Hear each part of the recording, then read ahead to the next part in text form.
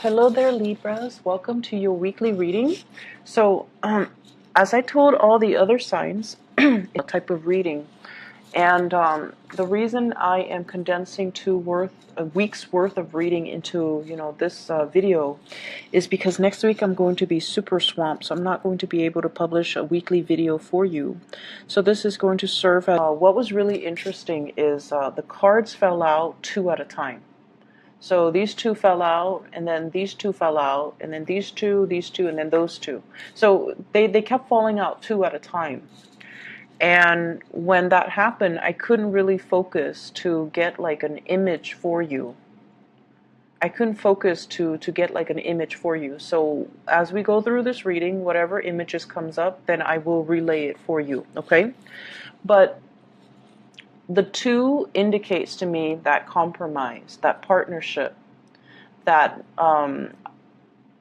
that sense of duality as well, indecisiveness, looking at ourselves in relations to another person.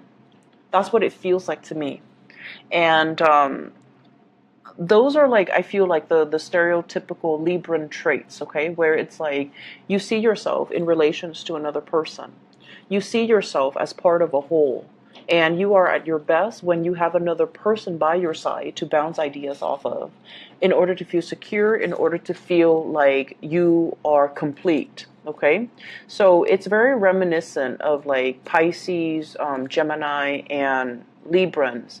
To like that energy is very reminiscent of Pisces or Gemini. So you might have those people very, very prominent in your environment, or you might have those placement very prominent in your chart, in your natal astrology chart, because there's this sense here about wanting a partner, or needing just somebody by your side to bounce ideas off of, to come to for advice, or to just physically have by your side. So what I feel here is the way this spread is coming up, there's a need for us to seek people. If we're going to seek people anyways, if we're so relationship focused, or if we're so other focused, it is very, very important for us to seek people who are very different from us.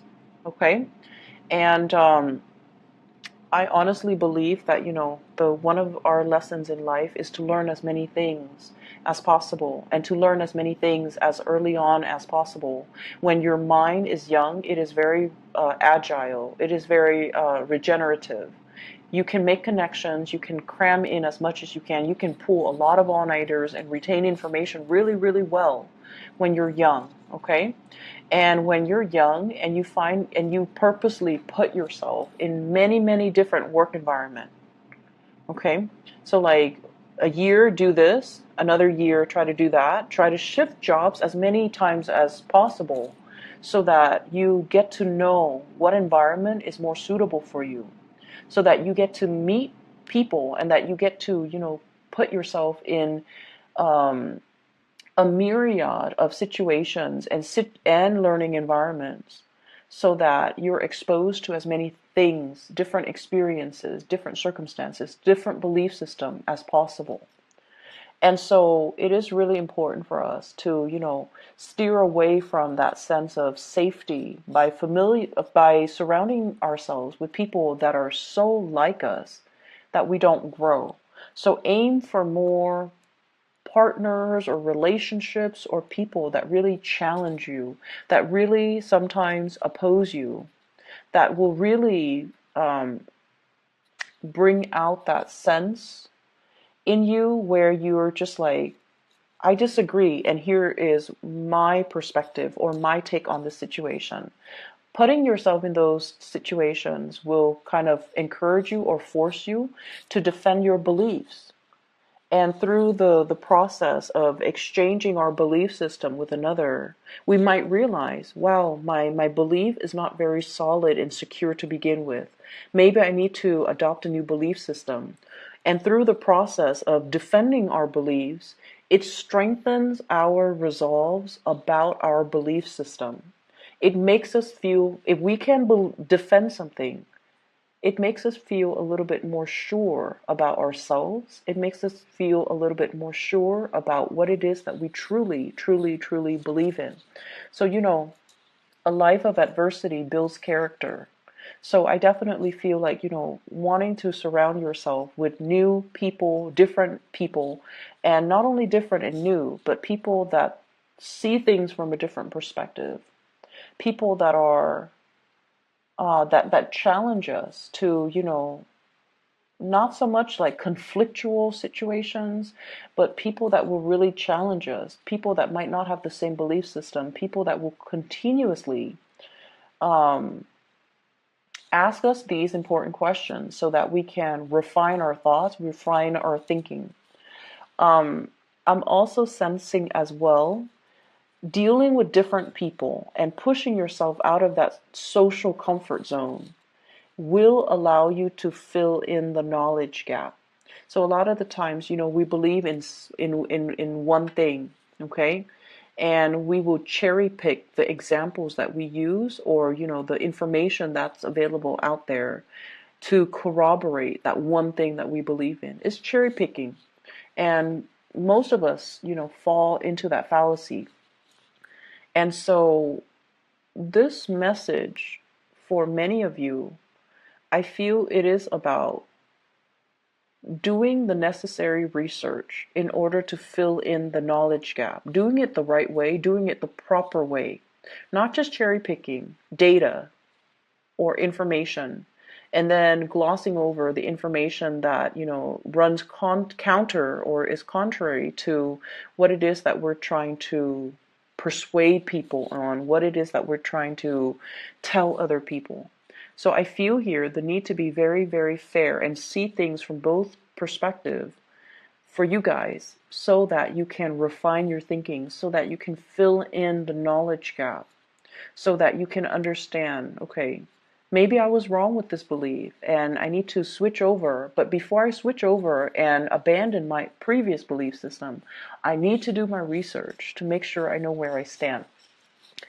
And the reason I harped on this was because, the cards fell out two at a time. And also, there's a huge thing here about, I'm seeing a lot of students, you're going through some type of a training situation, and I feel almost like some of you, and not all of you, but some of you, you're just like, I already know this. Why are they giving us training on this? Why am I forced to sit through this? Why am I being taught something I already know? And I almost feel like that mentality, you know, will will be to your detriment. Okay? So I feel like there's a way that you're doing something, and that's like your go-to process. Like you've already got it down, and you're just like, I already know what I'm doing. All these people, they're wasting my time. They don't know what they're talking about. But it is something that you have to do. So some of you, for example, you're going to school to get a degree. And a lot of people nowadays, in order to land a very good job, we need a combination of experience, real life work experience, as well as degrees and diplomas. And I feel like for some of you, you're going through the motions. You already have the work experience. You already have the hands-on work experience. You already know what you're doing. And yet you're forced to go through some type of training, or you're forced to finish school in order to get that diploma so that you're more employable. And I feel like it's very, very frustrating for you. But I would say take that paradigm shift, because you're there for a reason. You already probably paying tuition. You're Even if the training is provided for free, it could be, led by by your company. You're already going to have to be there. Make the most of it. And whenever we enter an environment, any type of environment, whatever we put in is whatever we're going to get out. So if you're very hands off and very detached, and keep people at arm's length, and already come in with the attitude that I already know this, then you're going to get very, very little out of it. Okay, so I feel that there are things right now where you have to fill in the knowledge gap. You might not have all the information, and the people around you might have information that you need, okay? So for example, if you're a financial planner and you're forced to, as a part of your coursework, as a part of renewing your license, you're forced to attend some financial planning workshops just to, get those credits, just to renew your license. And you're coming in there and you're just like, I already know all of this stuff. And the people that are teaching it lack the experience. They lack the articulateness that you guys love as an air sign. So what I feel is maybe you're not there to learn financial management. You're just there to renew your license. Maybe you're there to, assist the other people around you that might not grasp the concept as well. Maybe you're there to help them go through that process. Or maybe you're there to network and socialize. There's a reason for you to be somewhere. And so you have to make the most of it. Okay, see things from the other side. And there is a thing here about, I'm seeing a lot of students once again, and there's some information that you feel you're missing, some very, very vital piece of information. And I see some of you obsessively reading up on it, doing a lot of research. And you're just like, wait a minute, this research is not available out there. Maybe that's the line of inquiry that would be really, really good for a dissertation, for a master's thesis, for like even a senior thesis for those of you who are undergrad, or even for high school, like a senior thesis. If there is a question, a very pertinent research question that you feel the literature doesn't exist out there as it relates to this one question, maybe that's something you can explore so you can chart new territory so that you can, maybe your thesis or your master's thesis should be, why isn't there literature on this really, really pertinent topic? Okay, filling in the knowledge gap. And that's what I'm seeing happening here for the next 2 weeks, which is really weird because there are a lot of students here, but type of a big project, and you feel you might not even be a student, you might just be working, and there's a large project that you're trying to finish up or you're working on, and you feel like some pertinent information is missing and you're not able to find the data, you're not able to find the information.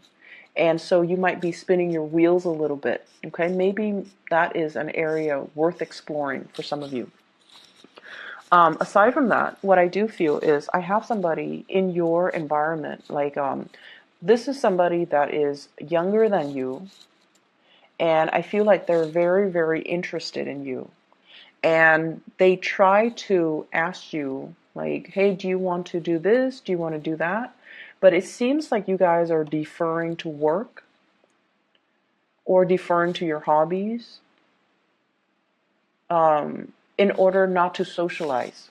So this is like some of you, classmate, others a friend, others a colleague, and then for others, it's somebody you're in some type of a, I see like, they have reached out many, many times. You want to do this? Do you want to do that? And you're like, I'm busy, I'm busy, I'm busy. And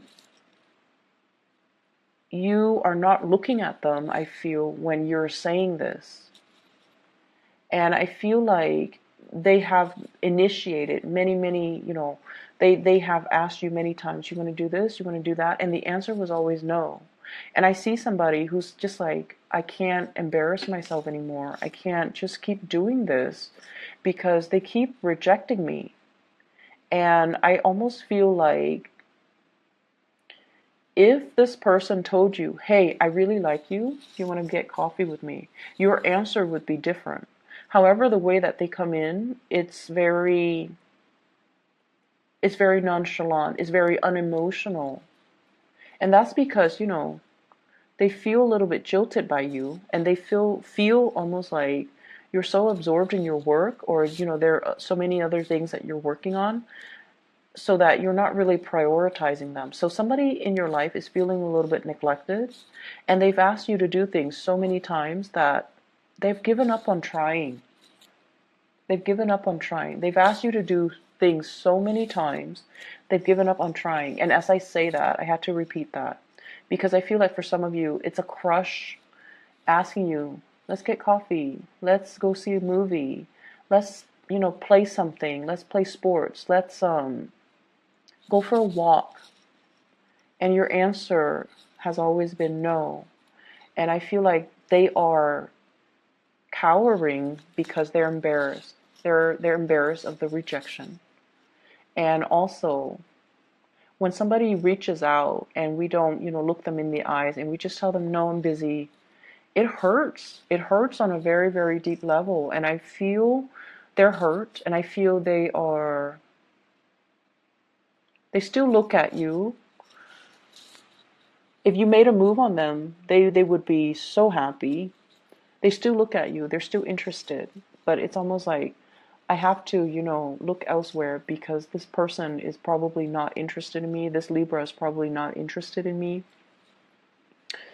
And I'm too embarrassed right now because they've turned me down so many times and I can't put myself through another rejection. Okay? So you got people here that are really eyeing you, Libras, and they see that you're a hard worker. They see that you are somebody who's very serious. Like your energy is coming in very serious for the next 2 weeks, and they're trying to get your attention. And there's a lot of fun to be had, but you're busy. Some of you are working overtime. And some of you are just, trying to make extra income. So you might be dabbling in a lot of different activities in order to make ends meet. And hence, I see a lot of students. But either way, that's what I'm sensing. And I mentioned something earlier, and then I got sidetracked. The phrase that I repeated earlier, and I apologize, I'm a little bit scattered in your reading. The phrase that I mention and I repeat it was they've asked you to do something so many times that they're tired of trying. Okay? For some of you, this is somebody who is a little bit nagging, is what I'm sensing. It's somebody that is like, do this, do that. There are conditions. There are like rules and conditions imposed upon you. And this is somebody that's like, they're never satisfied. They're always nagging. I see a really big nagging energy. And I feel like they could be somebody who is a little bit manipulative. They're a little bit manipulative. They know how to get you to do things by distorting the story, okay? Can you get me that? My stomach hurts and I can't walk all the way over there just to fetch it myself. Can you get it for me, please? Like that. Playing on your weakness, playing on your kindness, or they're manipulative. I have the High Priestess in the reverse and the Magician in the reverse. When these cards are in the reverse, it's manipulation.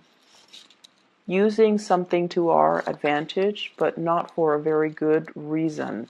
Not for a good cause, okay? So you want to be a little bit careful.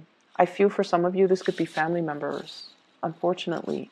I feel like it could be family members, somebody who's trying to get you to do something by distorting the truth, or they're telling you like, they're telling you, oh, can you take my dog to the vet? Because I'm sick. I'm in bed and I'm sick. I can't take my dog to the vet. Can you help me? And then you find out that, you took their dog to the vet and you said your goodbyes, and you find out that, so let's say it was Saturday. Saturday, they went to the movies. So I feel that you know who this is and you need to distance yourself.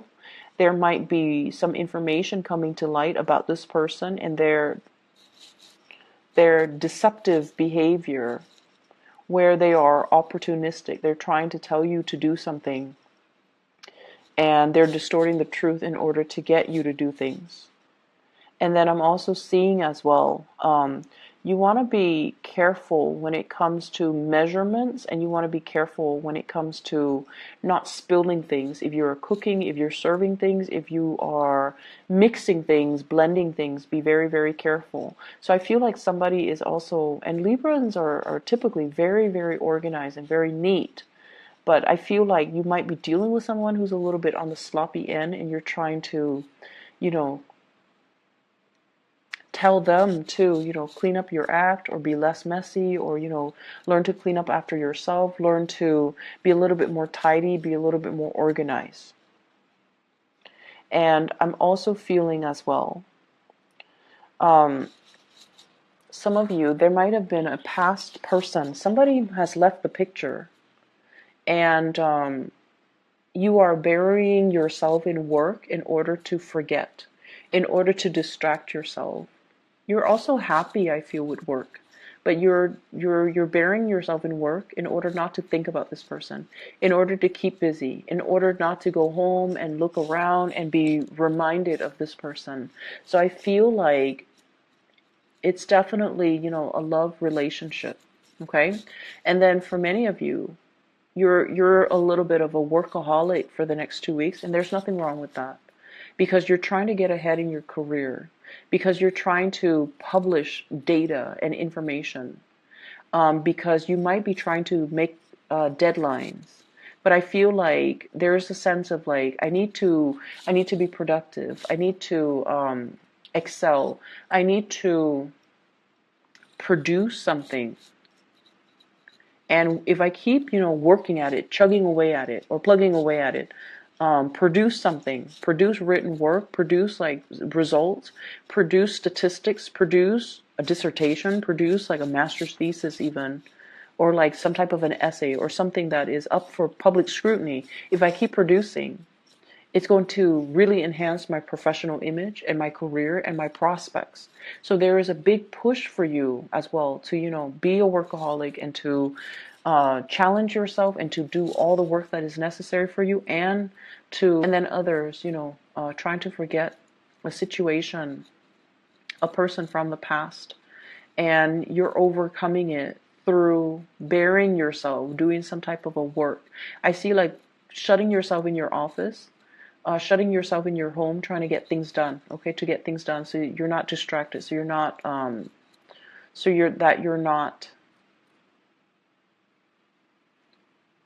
that you can forget things, so you can tune people out. I feel like for many of you, you're rebuilding your wealth. You're rebuilding your wealth. So